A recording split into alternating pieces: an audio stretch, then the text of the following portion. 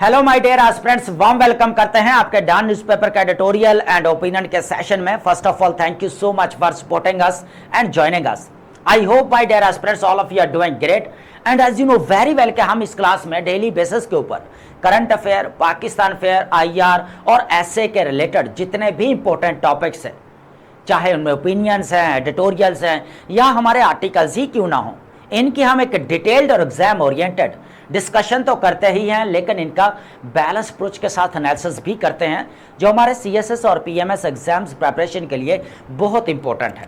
इसके अलावा my dear aspirants, ये जो सेशन है ये फॉर द होल ईयर रहेगा 2026। जितने भी हमारे एस्पिरेंट्स हैं वो अपने सीएसएस 2027 के लिए डेली बेसिस के ऊपर अपना एनालिसिस भी कवर कर सकते हैं और साथ साथ अपनी नोट्स मेकिंग भी कर सकते हैं। तो माय डियर एस्पिरेंट्स, आपके सीएसएस 2027 की प्रिपरेशन भी अच्छी चल रही होगी। देखिए, हमारे एग्जाम को सिर्फ और सिर्फ 5 मंथ रह चुके हैं और लास्ट मंथ हम कभी भी काउंट नहीं करते, क्योंकि वो होता है हमारा रिवीजन के लिए, नॉलेज को पॉलिश करने के लिए और साथ साथ अपनी राइटिंग स्किल को इंप्रूव करने के लिए। तो माय डियर एस्पिरेंट्स, आपने इन 5 मंथ के अंदर एक चीज़ के ऊपर फोकस करना है और वो है आंसर राइटिंग। देखिए, बहुत सारे एस्पिरेंट्स पता है क्या कर रहे हैं, चैट जीपीटी से आंसर लिखवा रहे हैं, लेकिन आपको यहाँ पर एक चीज़ नहीं बोलनी कि आपके जो पेपर्स की चेकिंग है वो एक इंसान ही करेगा। तो कोशिश करनी आपने ये है कि डेली बेसिस के ऊपर आपने खुद आंसर राइटिंग की प्रैक्टिस करनी है। तो आई होप ये चीज़ आपको क्लियर होगी। देखिए dear aspirants, CSS SA and PSC के लिए हमारा एवेल्युएशन सेशन ऑलरेडी चल रहा है। आप इसकी डिटेल्स जो है वो स्क्रीन पर देख सकते हैं। इसके अंदर हम 50+ टॉपिक्स थीम वाइज कवर करवा रहे हैं और इसके अंदर आपके रैंडम टॉपिक्स भी इंक्लूड है। इस सेशन की सबसे इंपॉर्टेंट चीज़ पता है क्या है, वो है आपकी डेली बेसिस के ऊपर एवेल्युएशन। आपको रोज़ाना जो है वो फीडबैक दिया जाएगा और इसके साथ साथ आपके ग्रामर और ऐसे स्ट्रक्चर की क्लासेस भी होंगी। तो माय डियर एस्पिरेंट्स, अगर आप वाकई सीरियस हैं और डेली बेसिस के ऊपर काम करना चाहते हैं तो देन इस एवेल्युएशन सेशन को आप ज्वाइन कर सकते हैं। तो माय डियर एस्पिरेंट्स, अब हम चलते हैं अपने टॉपिक्स की तरफ। देखिए डियर एस्पिरेंट्स, आज हमारे पास 2 टॉपिक रहेंगे। एक हमारे पास एडिटोरियल है और दूसरा हमारे पास आर्टिकल है जो फ्रंट पेज से लिया गया। अब ये दोनों ही टॉपिक करंट अफेयर और पाकिस्तान अफेयर के पेपर के लिए काफ़ी इंपॉर्टेंट है। इसके अलावा माय डियर एस्पिरेंट्स, बाकी जो ओपिनियंस थी आज हमने उनको इसलिए नहीं ऐड किया, उसके पीछे 2 रीज़न है। कुछ ओपिनियंस जो है ऐसी थी जिनके ऊपर हम पहले ही अपनी एक डिटेल डिस्कशन और इन डेप्थ एनालिसिस कर चुके हैं, और दूसरी रीज़न क्या है, कुछ ओपिनियन ऐसी थी जो हमारे एग्जाम पॉइंट ऑफ व्यू से इतनी इम्पोर्टेंट नहीं थी, इसलिए आपको वरी होने की ज़रूरत नहीं है। ठीक है, और जो डेली बेसिस के ऊपर मेरा एनालिसिस ले रहे हैं उनको अच्छी तरह पता है कि एक चीज़ जब बार बार रिपीट हो रही हो तो उसको सर ऐड नहीं करते, और उस वक्त ऐड करते हैं जब उसके अंदर कोई नई डेवलपमेंट देखने को मिले या कोई नया एनालिसिस देखने को मिले। तो माय डियर एस्पिरेंट्स, सबसे पहले जो हमारे पास टॉपिक रहेगा वो है यहाँ पर न्यू चॉक पॉइंट, और सेकंड टॉपिक हमारे पास रहेगा जो आर्टिकल है बेसिकली फ्रंट पेज से लिया गया है, पाकिस्तान वॉन्स हौदी। अब ये टॉपिक हम प्रीवियस लेक्चर के अंदर डिस्कस कर चुके हैं, लेकिन इसके अंदर भी इसका थोड़ा सा ओवरव्यू हम लेंगे। ठीक है, इसको मैप के जरिए अंडरस्टैंड करेंगे। ठीक है, मैं पूरी जो है वो कह लेके एक्सप्लेनेशन जो है वो मैप के जरिए देने वाला हूं ताकि आपकी बेसिक अंडरस्टैंडिंग जो है वो बिल्ड हो जाए। ठीक है, क्योंकि डेली बेसिस के ऊपर हम इसके ऊपर जो है वो कह लेके आउटलाइन भी बना रहे हैं। ठीक है, नोट्स मेकिंग भी हमारी जो है वो चल रही है, लेकिन थोड़ा सा आज जो हम मैप के जरिए जो है इसको अंडरस्टैंड करते हैं। ठीक है, देखें बाबुल मंदीब की जो है वो कह लेके इंपॉर्टेंस, आपको पता है कि रीजनल लेवल के ऊपर और ग्लोबल लेवल के ऊपर एक ही डिबेट चल रही है ग्लोबल चोक पॉइंट को लेकर। अब चोक पॉइंट्स को जो है basically as a strategic tool use किया जा रहा है, या आप यूं कह लें कि एज ए वेपन यूज किया जा रहा है। देखें, मिडल ईस्ट के अंदर आपको पता है कि स्टेट ऑफ हॉर्मुज को लेकर यूएसए, इजराइल और ईरान के दरमियान में हमें वॉर देखने को मिल रही है। दूसरी तरफ यह कहा जा रहा है हौदीस की तरफ से, जो प्रो ईरानियन कहा जाता है जिनको, कि हम बाबुल मंदीब को क्लोज कर देंगे या बंद कर देंगे। देखिए, सबसे पहले हम अंडरस्टैंड करते हैं कि बाबुल मंदीब की सिग्निफिकेंस क्या है, इसको अंडरस्टैंड करते हैं। देखें, अगर बाबुल मंदीब के सिग्निफिकेंस की अगर बात करें ना, तो इसकी सिग्निफिकेंस हमें देखने को मिली थी 1869 के अंदर, 1869 के अंदर, जब सब्बे कॉन्टिनेंट के अंदर ब्रिटिश का रूल था।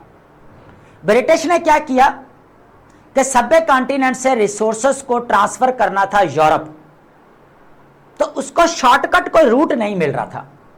तो फिर इसने क्या किया, यहां पर 1869 के अंदर 1869 के अंदर स्वेज कनाल को बनाया, और स्वेज कनाल ने बेसिकली मेडिटेरेनियन सी और रेड सी को आपस में कनेक्ट किया। और इधर से बाबुल मंदीब ने क्या किया, गल्फ ऑफ एडन के जरिए अरेबियन सी और इंडियन ओशन, और उसके साथ अगर देखा जाए तो रेड सी, इनको आपस में कनेक्ट किया। ठीक है, अब इसको अंडरस्टैंड करते हैं। देखें, सबसे पहले थोड़ा सा बाबुल मंदीब आप देखें यहां पर आ रहा है। अगर हमारे पास दो पॉइंट है, बेसिकली दो मैप है, एक हमारे पास यहां पर रहेगा बाबुल मंदीब और एक हमारे पास स्टेट ऑफ हॉर्मुज। ठीक है, सबसे पहले हम थोड़ा सा इसके रूट को अंडरस्टैंड करते हैं। देखें, यहां पर आपका इंडिया रहेगा। ठीक है, अब यहां पर बाबुल मंदीब है। ठीक है, अब देखा जाए तो यह शॉर्टकट चाइना से लेकर, हमें यहां पर साउथ चाइना सी से लेकर, स्टेट ऑफ मलाइका से लेकर, अगर बाबुल मंदीब के जरिए, स्वेज कनाल के जरिए अगर एंट्री देखने को मिले तो यूरोप तक जो हमें टोटल इसका जो है कह के डिस्टेंस देखने को मिल रहा है, वो कितना आएगा आपका यहां पर 11,000 न्यूटिकल माइल, जो कितना बनता है 20,500 किलोमीटर। और ये कितने दिन में जो है वो अबूर हो सकता है, 48 डेज में। तो ये एक शॉर्टकट था यहां पर साउथ चाइना सी से लेकर यहां पर स्टेट ऑफ मलाइका, यहां पर आगे इंडियन ओशन से होता हुआ कहां पर जाएगा, बेसिकली ये बाबुल मंदीब है, रेड सी है, स्विस कनाल है, मेडिटेरेनियन सी है, और देन आगे आपका यूरोप है। तो ये एक शॉर्टकट हमें रास्ता जो है देखने को मिला, रूट देखने को मिला। ठीक है, अब सभ्य कॉन्टिनेंट के अंदर क्या हुआ था कि ब्रिटिश ने बेसिकली स्वेज कनाल को बनाया इसलिए था ताकि शॉर्टकट जो है वो कह लेकर यूरोप तक पहुंचा जा सके। ठीक है, ताकि जल्द से जल्द रिसोर्सेस को जो है वो कह लेकर ट्रांसफर किया जा सके।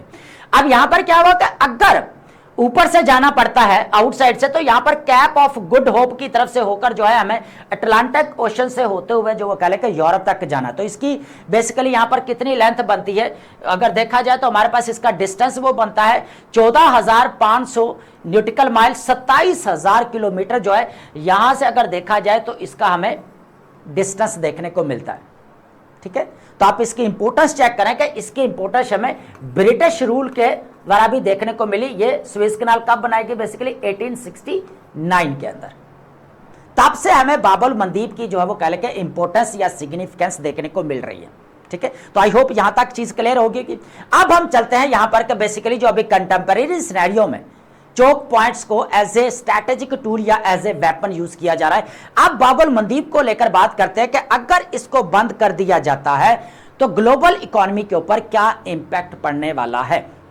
ठीक है, देखें डियर एस्पिरेंट्स, अब हो क्या रहा है, देखेंगे पाकिस्तान का क्या स्टांस रहा है। ठीक है, अगर देखा जाए तो इंडिया को भी बहुत सारे इश्यूज का सामना करना पड़ रहा है। अगर बाबुल मंदीब बंद हो जाती है तो उसकी भी जो यूरोप के साथ कनेक्टिविटी है ना, वो भी यहां पर कह लेके डिस्कनेक्ट हो जाएगा। ठीक है, वो भी तो अगर देखा जाए तो यहां पर बाबुल मंदीब है, यहां पर हमारे पास रहेगा स्टेट ऑफ हॉर्मुज, ये आपका एशिया है, और यहां आपका अफ्रीका है, और यहां पर आपका मेडिटेरेनियन सी है यूरोप के साथ कनेक्टिविटी, और यहां पर आपका अरेबियन सी है।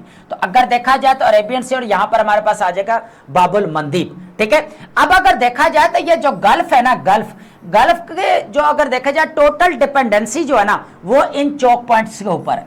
और चौक पॉइंट के ऊपर किसका कंट्रोल है, एक तरफ जो है बाबुल मंदीब के ऊपर हौदीस का कंट्रोल है, क्योंकि यमन का अगर ये एरिया देखे तो ये यमन के कंट्रोल, सॉरी ये हौदीस के कंट्रोल में है, यमन का एरिया। ठीक है, अगर इधर देखा जाए तो ईरान कंट्रोल कर रहा है सारा। तो भाई गल्फ स्टेट जो है अब अपनी जो ऑयल सप्लाई है वो किधर से करेंगे, एक्सपोर्ट किधर से करेंगे, तो यहां पर वो फंस चुके हैं। तो अगर देखा जाए तो अब ये गल्फ जो है पूरा डिपेंडेंट है किसके ऊपर, चोक पॉइंट के ऊपर, दोनों के ऊपर। अब आपको पता है कि अगर स्टेट ऑफ हॉर्मुज की बात की जाए तो ये 20% ऑयल सप्लाई जो है कवर करता है, ग्लोबल ऑयल सप्लाई कवर करता है।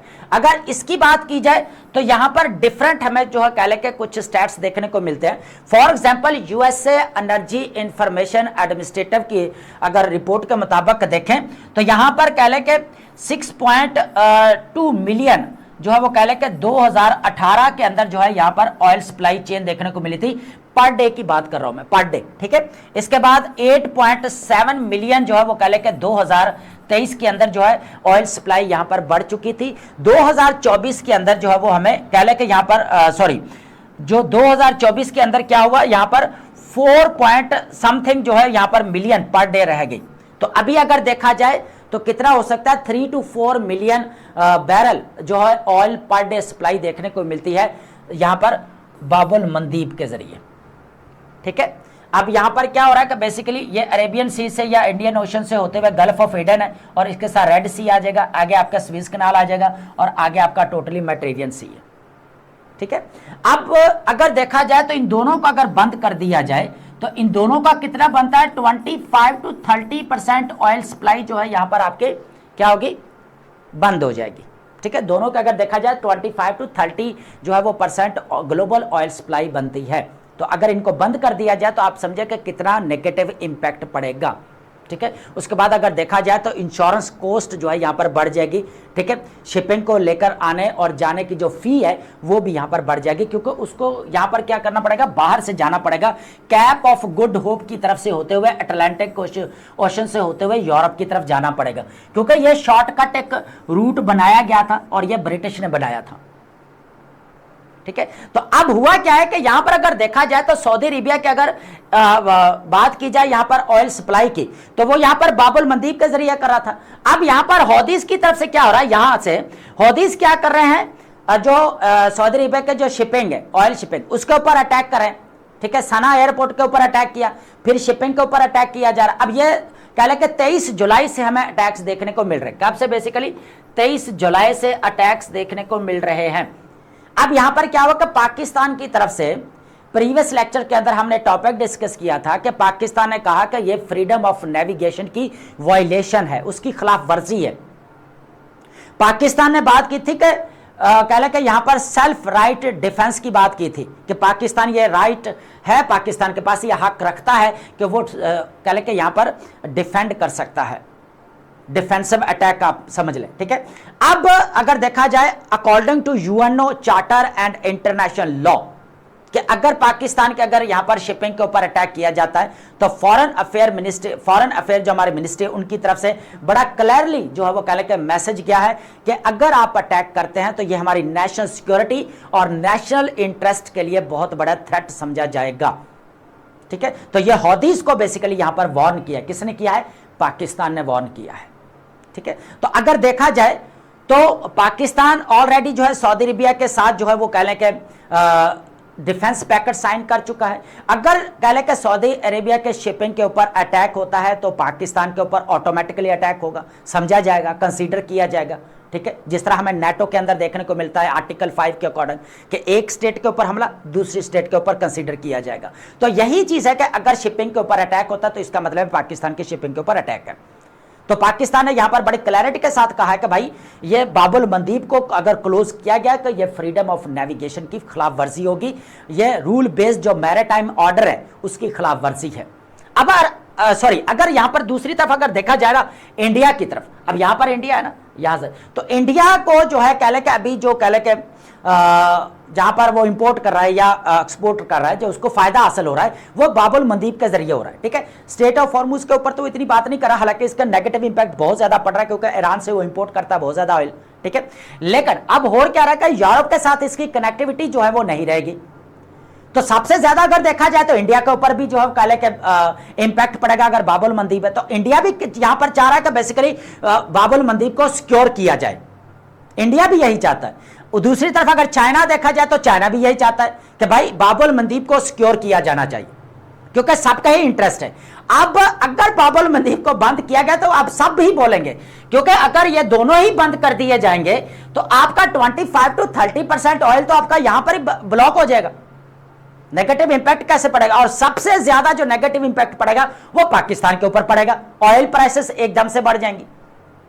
ठीक है, तो इसीलिए जो है कह लेगा पाकिस्तान की तरफ से ये वार्न किया गया है। ठीक है, तो ये हमारे पास एनालिसिस था, ये बहुत इंपॉर्टेंट है, इसको आप नोट कर सकते हैं। देखें अगर इसकी विड्थ की बात करें, यहां पर स्किप हो गया पॉइंट हमारे पास, तो ये 29 किलोमीटर बनता है जो तकरीबन 18 माइल है। ठीक है, अब यहां पर कहीं पर 32 किलोमीटर भी दिया गया है, कहीं पर 29 किलोमीटर आ रहा है। ठीक है, तो ये डिफरेंट हमें देखने को मिल सकता है। ठीक है, तो ये आप नोट कर सकते हैं पॉइंट, ये बहुत इंपॉर्टेंट भी है। ठीक है, तो आई होप आपने इस टॉपिक को अंडरस्टैंड किया होगा।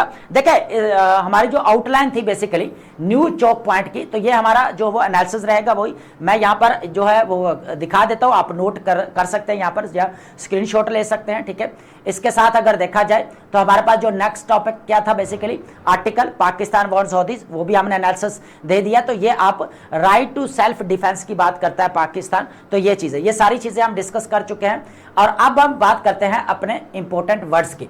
देखें आज हमारे पास काफी इंपॉर्टेंट वोकैब रहने वाली है, इनको आप नोट कर सकते हैं जो सिनोनिम्स और एंटोनिम्स के लिए इंपॉर्टेंट है। आपको पता है कि हम डेली बेसिस के ऊपर लेक्चर के लास्ट में जो है वो वोकैब को डिस्कस करते हैं, ठीक है। तो सबसे पहले जो हमारे पास वर्ड रहेगा यहाँ पर विटल।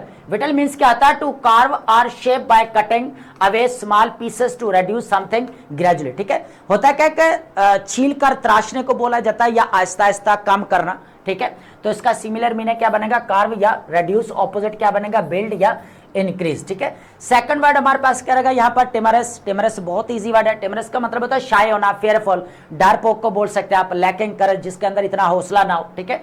तो टेमिड बोल सकते हैं या फेयरफुल, ऑपोजिट क्या बनेगा? ब्रेव या कर्जियस, ठीक है। नेक्स्ट वर्ड हमारे पास क्या रहेगा यहाँ पर? वैक्वेस। बहुत इजी वर्ड है। वैक्वेस मीन्स होता है लैकिंग इंटेलिजेंट, खोखले को बोला जाता है, बेमानी, जिसके अंदर अकल की कमी होती है, ठीक है। Thought are meaningful, content are empty, ठीक है। खोखला बोल सकते हैं, एम्पटी या माइंडलेस, ऑपोजिट क्या बनेगा? मीनिंगफुल या इंटेलिजेंट, ठीक है। नेक्स्ट वर्ड हमारे पास क्या रहेगा यहाँ पर? स्टिग्माटाइज। बहुत इजी वर्ड है। स्टिग्माटाइज का मतलब डिफेम करना या विलिफाई करना, बदनाम करना। टू ट्रीट समवन और समथिंग एज ए डिस्ग्रेसफुल, नफरत के साथ किसी के साथ सलूक करना, ठीक है। सोशली अनएक्सेप्टेबल, डिस्ग्रेस या ब्रांड, ऑपोजिट क्या बनेगा? ऑनर या रिस्पेक्ट। नेक्स्ट वर्ड हमारे पास क्या रहेगा यहाँ पर? टेंटामाउंट। बहुत इजी वर्ड है। टेंटामाउंट का मतलब होता है इक्विवेलेंट इन अफेक्ट और वैल्यू, ठीक है। बराबरी को बोला जाता है। वर्चुअली सेम एज, ठीक है। इक्विवेलेंट या कंपेरेबल, ऑपोजिट क्या बनेगा? डिफरेंट या अनइक्वल, ठीक है। नेक्स्ट वर्ड हमारे पास क्या रहेगा यहाँ पर? रेप्यूडिएट। रेप्यूडिएट मीन्स क्या होता है? बेसिकली टू रिजेक्ट करना, ठीक है, इनकार कर देना। रेफ्यूज टू एक्सेप्ट, मानने से इनकार कर देना या मुस्तरद कर देने को बोला जाता है। डिनाई द ट्रूथ और वैलिडिटी ऑफ समथिंग, ठीक है। तो इसका सिमिलर मीनिंग क्या बनेगा? रिजेक्ट और रिनाउंस, ऑपोजिट क्या बनेगा? एक्सेप्ट और इंडोर्स, आप इसको बोलेंगे, ठीक है। तो ये इंपॉर्टेंट वर्ड्स है, इनको आपने लाजमी नोट करना है। नेक्स्ट वर्ड हमारे पास क्या रहने वाला है यहाँ पर? परडिशन। परडिशन मीन्स क्या होता है? एटर्नल पनिशमेंट को आप बोल सकते हैं, ठीक है, जहन्नम वाली सजा, ठीक है। उसके बाद अगर देखा जाए कंप्लीट रेविन, मुकम्मल तबाही को बोल सकते हैं, डिस्ट्रक्शन को बोल सकते हैं, डिवास्टेशन को बोल सकते हैं, डिलैपिडेशन को बोल सकते हैं। तो डैमनेशन या रियून, ऑपोजिट क्या बनेगा? सल्वेशन या रिडेम्पशन। रिडेम्पशन मीन्स होता है पछतावा, ठीक है। तो नेक्स्ट वर्ड हमारे पास करेगा यहाँ पर लैम्पून। लैम्पून बहुत इजी वर्ड है। लैम्पून का मतलब होता है to criticize, radical someone through style, ठीक है। किसी के साथ तंजिया जो है वो कह लेके मजाक करना या उसके ऊपर तनकीद करना, ठीक है। स्टाइल्स बोल सकते हैं या मॉक, ऑपोजिट क्या बनेगा? प्रेज या कमेंट, ठीक है। सेकंड लास्ट हमारे पास वर्ड क्या रहेगा यहाँ पर? हुडवैंक। हुडवैंक मीन्स क्या था? टू डिसीव और ट्रिक समवन, ठीक है, किसी को धोखा देना, ठीक है। तो भाई डिसऑनेस्ट मीन, ठीक है। उसके बाद अगर देखा जाए डिसीव या ड्यूप, ऑपोजिट क्या बनेगा? एनलाइटन या इन्फॉर्म। लास्ट वर्ड हमारे पास क्या रहेगा यहाँ पर? एक्सटॉल। एक्सटॉल का मतलब होता है तारीफ करना, ठीक है। To praise someone something enthusiastically and highly, ठीक है। प्रेज या ग्लोरीफाई, ऑपोजिट क्या बनेगा? क्रिटिसाइज या कंडेम करना। तो आई होप आपने लेक्चर को भी अंडरस्टैंड किया होगा और वोकैब को भी नोट किया होगा। Thank you so much.